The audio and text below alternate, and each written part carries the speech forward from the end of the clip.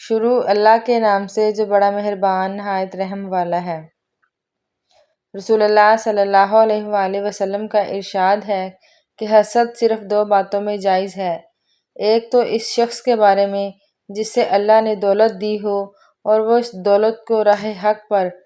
خرچ کرنے پر بھی قدرت رکھتا ہو، اور ایک اس شخص کے بارے میں جسے اللہ نے حکمت کی دولت سے نوازا ہو اور وہ اس کے ذریعے سے فیصلہ کرتا ہو اور لوگوں کو اس حکمت کی تعلیم دیتا ہو۔ رسول اللہ صلی اللہ علیہ وآلہ وسلم نے فرمایا، علامات قیامت میں سے یہ ہے کہ دینی علم اٹھ جائے گا اور جہل ہی جہل ظاہر ہو جائے گا، اور علانیہ شراب پی جائے گی اور زنا پھیل جائے گا۔ میں تم سے ایک ایسی حدیث بیان کرتا ہوں جو میرے بعد تم سے کوئی نہیں بیان کرے گا۔ میں نے رسول اللہ صلی اللہ علیہ وآلہ وسلم کو یہ فرماتے ہوئے سنا کہ علامات قیامت میں سے یہ ہے کہ علم دین کم ہو جائے گا، جہل ظاہر ہو جائے گا، زنا